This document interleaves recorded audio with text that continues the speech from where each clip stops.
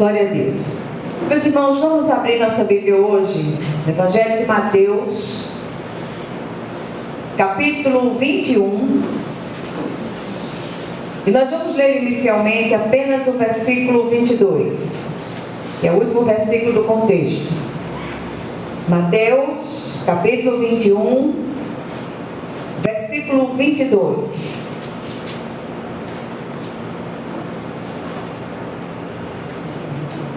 Todos acharam? Queria que você ajudasse a pessoa que está próxima a encontrar o texto. É importante que nós leiamos aquilo que está escrito aqui. Amém? Amém. Diz assim a palavra do Senhor. Preste atenção. E tudo quanto pedirdes em oração, crendo, recebereis. Amém? Amém. Vamos ler juntos?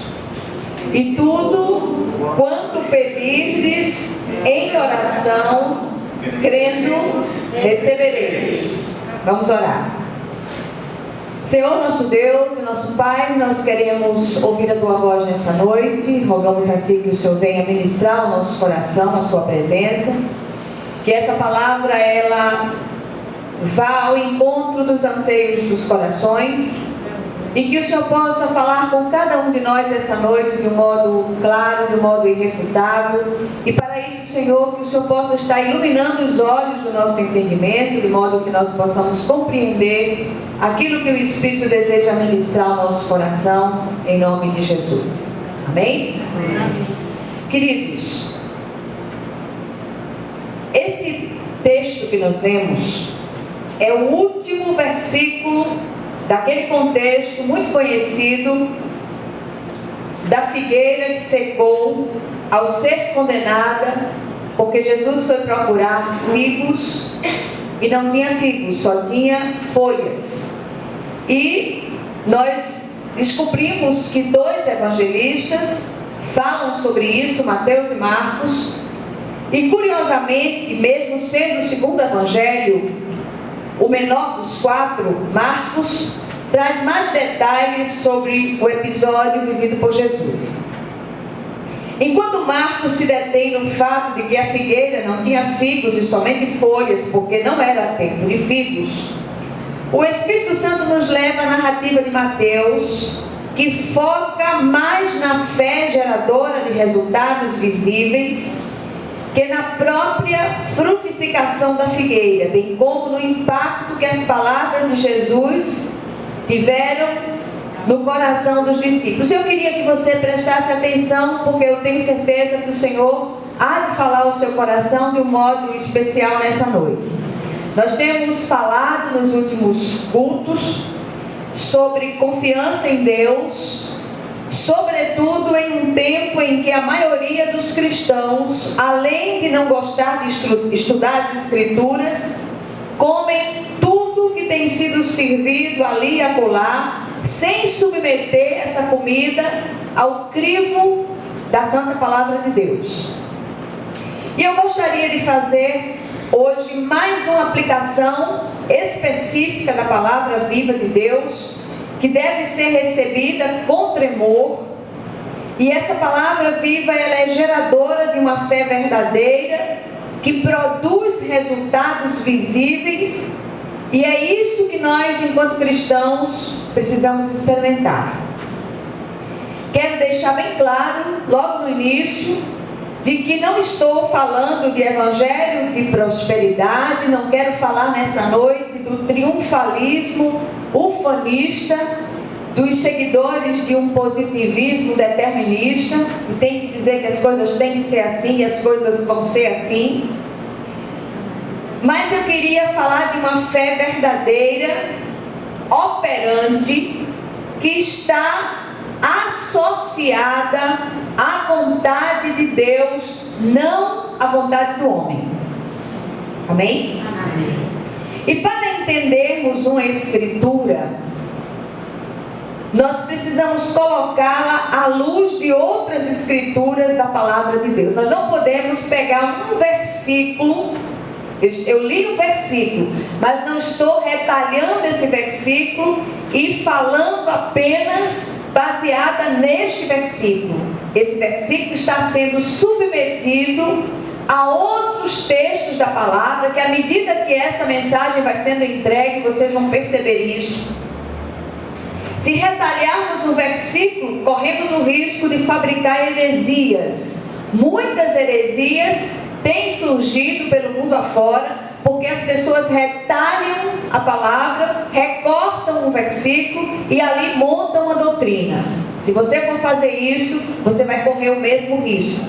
Então, certamente, o texto lido é um dos mais citados por aqueles que são considerados os papas da teologia irresponsável da prosperidade. E um dos mais mal interpretados também. Por isso que eu queria que você prestasse muita atenção, visto que esse culto é um culto de doutrina, nós paramos para orar, mas é um culto que nós paramos para estudar também a palavra de Deus.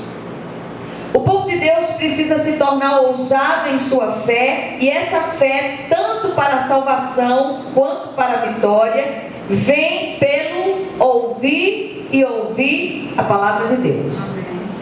A fé não surge de maneira aleatória. Nós recebemos uma medida de fé da parte do Senhor, e essa medida de fé nos é concedida à medida que nós ouvimos a palavra de Deus. Então eu queria que você prestasse atenção, porque creio com toda a sinceridade do meu coração que o Senhor vai derramar chaves de vitória nessa noite sobre as nossas vidas. Amém. Correr atrás de vitórias sem intimidade com o Senhor, por meio de Cristo, é correr atrás do vento.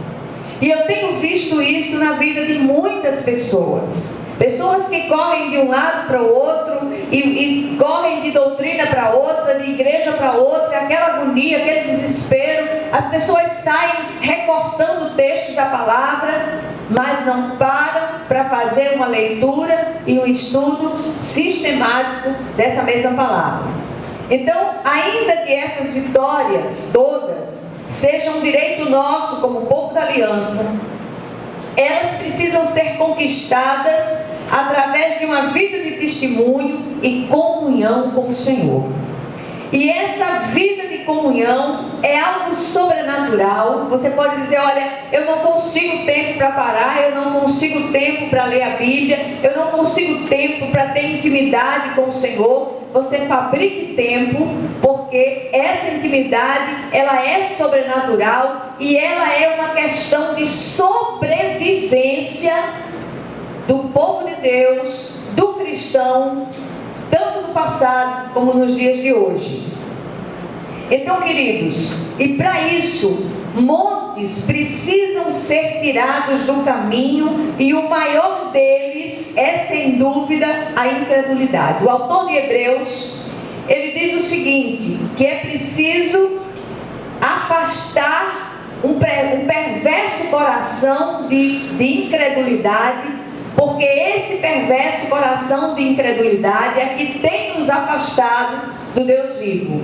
Então, o texto lido, ele chama atenção para dois princípios que eu queria compartilhar com vocês nesta noite. E esses princípios, eles precisam ser observados cada vez que nós pleiteamos uma causa diante de Deus. Primeiro princípio, nós vamos encontrar dos versículos 18 ao 21, por isso que eu queria que você deixasse sua Bíblia aberta. É não duvidar.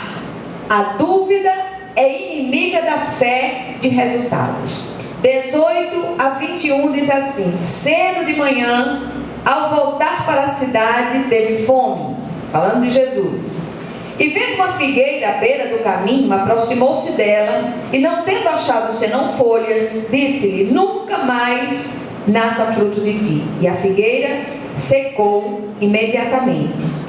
Vendo isto, os discípulos E os discípulos admiraram-se e exclamaram: como secou depressa a figueira? Jesus, porém, lhes respondeu: em verdade vos digo, que se tiverdes fé e não duvidardes, não somente fareis o que foi feito à figueira, mas até mesmo se a este monte disserdes: ergue-te e lança-te no mar, tal sucederá. Amém? Então, o primeiro princípio que você não pode perder de vista é que você não pode duvidar. A dúvida é inimiga da fé de resultados. E a gente tem visto demais isso no nosso meio. Você está orando por uma causa, então creia que o seu Deus entra com você nesse pleito, que o seu Deus está nessa questão, está nesse negócio, luta com você, e que a vitória é sua pelo sangue de Jesus. Mas sabe qual é o maior problema? Que nós dizemos que estamos orando, mas já declaramos que não temos certeza da nossa vitória.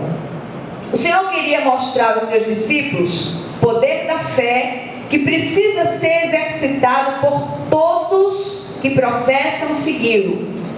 Mesmo a minúscula fé do tamanho de um grão de mostarda poderia abalar montes.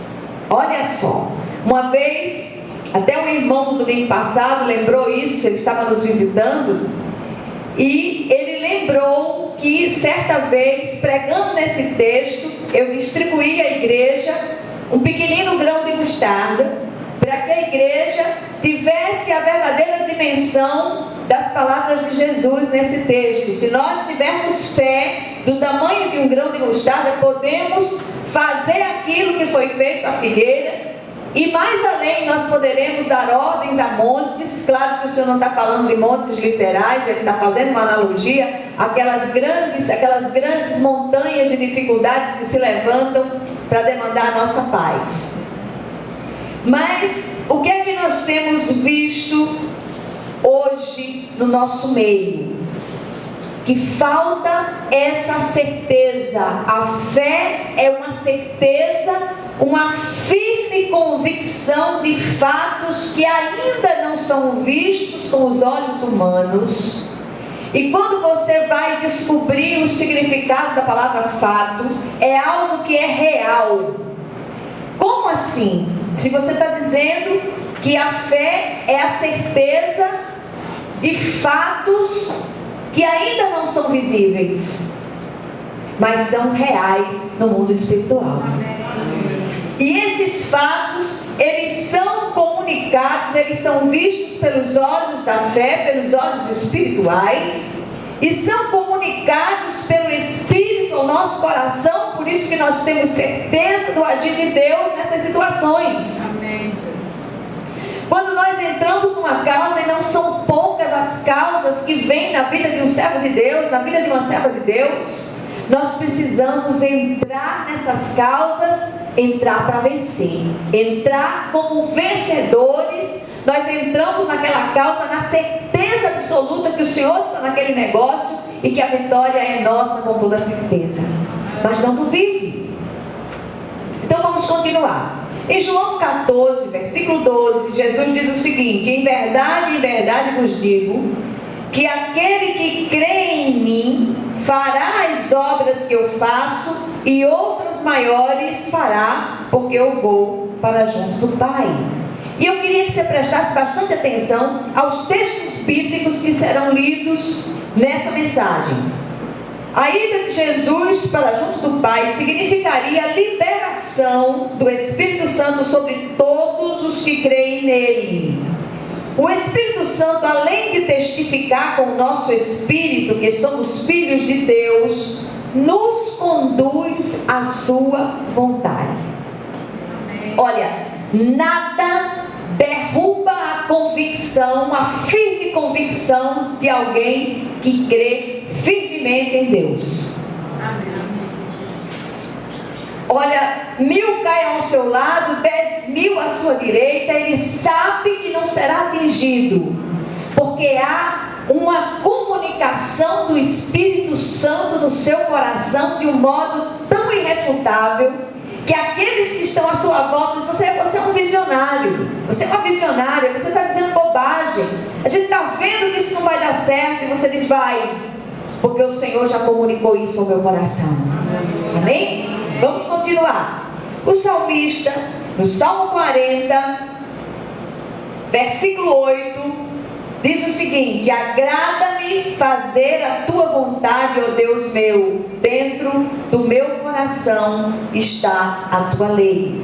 Então o Espírito Santo, além de testificar com o nosso espírito que somos filhos de Deus, também nos conduz à sua vontade.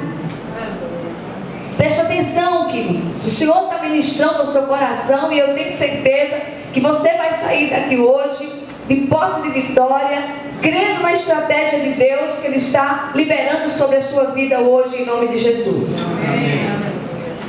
Aquelas palavras do salmista, no Salmo 40, versículo 8, que nós acabamos de ler, são esclarecidas por uma outra escritura lá na frente, dessa vez com o apóstolo Paulo, em Romanos 12, versículo 2. Paulo diz assim: e não vos conformeis com o presente século, mas transformai-vos pela renovação da vossa mente, para que experimenteis qual seja a boa, agradável e perfeita vontade de Deus. Amém? Amém. Muito bem. Então, como é que isso acontece? Como é que essa transformação acontece da minha mente? Através da palavra. Quanto tempo nós temos investido na leitura sistemática da palavra de Deus? O que é que nós temos visto nos dias de hoje? Bibliomancia, adivinhação pela palavra. Não faça isso. Escolha um livro e comece a ler. Um livro da Bíblia e comece a ler. E você vai ver que através daquele texto você vai ser tremendamente abençoado. E o Senhor falará ao seu coração de um modo vivo. Mas vamos continuar. Paulo ainda reforça essa ideia em Efésios capítulo 5, versículo 17. Ele diz o seguinte: por esta razão não vos torneis insensatos, mas procurai compreender qual a vontade do Senhor. Amém? Amém. E eu quero que você tenha em perspectiva o versículo que foi lido no início. Como é que ele diz? E tudo quanto pedirdes em oração, crendo, recebereis. Então a gente está vendo que quando a gente submete um texto da palavra a outras escrituras, a gente vai começando a compreender, a fechar o quebra-cabeça daquilo que o Senhor deseja ministrar ao nosso coração. Em síntese, aquilo que nós pedimos, crendo que vamos receber, é aquilo que é da vontade de Deus. Amém? Amém? Vamos continuar. O que tem acontecido é que oramos fora da vontade do Senhor e queremos ver resultados.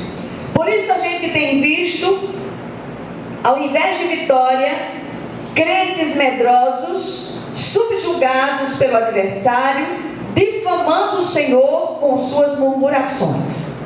Aí eu vou recorrer a um companheiro de Paulo, chamado Epáfras, nome lindo, companheiro ministerial de Paulo. Ora, repare aqui, ele ora para que os colossenses se conservem convictos da vontade de Deus. Colossenses 4, versículo 12. Ele ora para que aqueles seus leitores, os leitores de Paulo em Colossos, se mantivessem convictos da vontade de Deus. Mas vamos continuar. O próprio Cristo, na oração que ensinou os discípulos, ele disse: faça-se a tua vontade, assim na terra como no céu.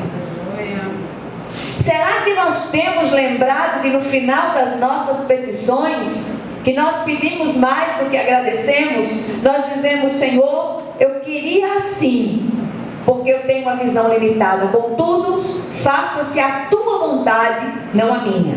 Amém. A dúvida anda de mãos dadas com o medo e tem impedido a vitória de muitos servos de Deus. Vitórias essas que têm sido roubadas ou postergadas. Mas vamos para o segundo princípio. Nós encontramos nos versículos 21 e 22. Coloque a sua fé em ação. Quem crer sem duvidar, na certeza da vontade de Deus, colocando a fé em ação, verá e fará maravilhas. Amém? Amém. Vou ler de novo. Coloque a sua fé em ação. Quem crer sem duvidar, na certeza da vontade de Deus, colocando a fé em ação, verá e fará maravilhas. Versículos 21 e 22. Outra vez o 21.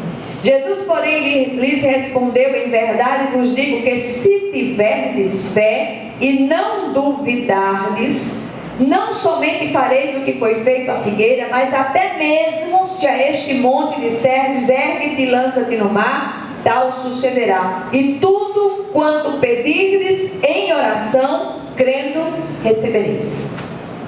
Glória. A autoridade que estava sobre Jesus nos dias de sua carne está sobre nós. Amém? Amém? Que possamos pela fé exercitar aquilo que já nos foi dado. Agora escuta só o que está escrito em Lucas 10:19. Eis que vos dei autoridade para pisar de serpentes e escorpiões e sobre todo o poder do mal, e nada absolutamente vos poderá causar dano. Amém? A autoridade concedida por Cristo deve ser exercitada através dele. Nada acontece fora do Cristo. Tudo vem dele, acontece por meio dele e é para a glória exclusiva dele. Não vem da parte do Senhor nada que não possa glorificar o Cristo. Todas as vezes que você trouxer um pleito diante do Senhor, pergunte: Senhor, isso pode glorificar o teu nome? Se não, não faça. O Senhor ministrou aos discípulos que o poder da palavra proferida com fé é gerador de resultados visíveis, extraordinários, como deslocar montes de seus devidos lugares. Claro que o Senhor não falou aqui de montes literais, que se você for mandar que os montes Guararapes saiam do lugar e se lancem no mar, vão dizer que você está doido, né? Mas ele está usando a analogia dos montes para falar dos obstáculos que se interpõem entre nós e nossas bênçãos prometidas. Agora escuta só isso. O apóstolo João, em sua primeira epístola, capítulo 5, versículos 14 e 15, esclarece tudo dizendo o seguinte: esta é a confiança que temos para com Ele, que se pedirmos alguma coisa segundo a sua vontade, Ele nos ouve. Amém? Amém. E mais: e se sabemos que Ele nos ouve quanto ao que lhe pedimos, estamos certos de que obteremos os pedidos que lhe temos feito. Amém? Amém. Então, tudo que nós lemos está ligado ao versículo 22 de Mateus 21. Quando oramos, crendo que receberemos, será assim conosco. Por isso eu quero desafiar a igreja hoje a buscar em oração a vontade de Deus para as situações, exercitar uma fé viva, identificando os montes que têm obstaculado as suas vitórias e ordenar a eles, em nome de Jesus Cristo, que se ergam e se lancem nas profundezas do mar, em nome de Jesus. Se crermos assim, verdadeiramente, nossas orações começarão a fluir e teremos um tempo de grandes vitórias para a glória de Deus. O que aprendemos com esse texto? Tão pequenininho, mas com tantos outros textos respaldando aquela palavra do Senhor. Primeiro, a dúvida é a inimiga número 1 da fé verdadeira. Que possamos, na autoridade de Jesus Cristo, repreender todo espírito de dúvida enviado do inferno para impedir as nossas vitórias e buscar conhecer qual seja a boa, agradável e perfeita vontade de Deus. Como fazemos isso? Conhecendo as Escrituras e o poder de Deus. Segundo lugar, uma vez livres da dúvida, em plena convicção da vontade de Deus, exercitemos em oração a fé viva, ousada, capaz de grandes resultados, como mover os montes que têm impedido as nossas vitórias. O crente não pode perder de vista que a vontade de Deus, ela é sempre boa, agradável e perfeita. Quaisquer coisas que pedirmos que não se encaixe nesses três adjetivos, não vem de Deus. Muitas vezes lutamos por algo que até pode ser classificado como bom ou agradável, mas se não for perfeito, certamente não vem de Deus. Eu queria terminar com as palavras do reformador Lutero, que ele disse o seguinte: qualquer ensinamento que não se enquadre na Bíblia deve ser rejeitado, mesmo que faça chover milagres todos os dias. Que o Senhor, Ele aplique essa porção da palavra ao seu coração e nos ajude a conhecer a boa, agradável e perfeita vontade de Deus. Amém? Vamos orar uns pelos outros.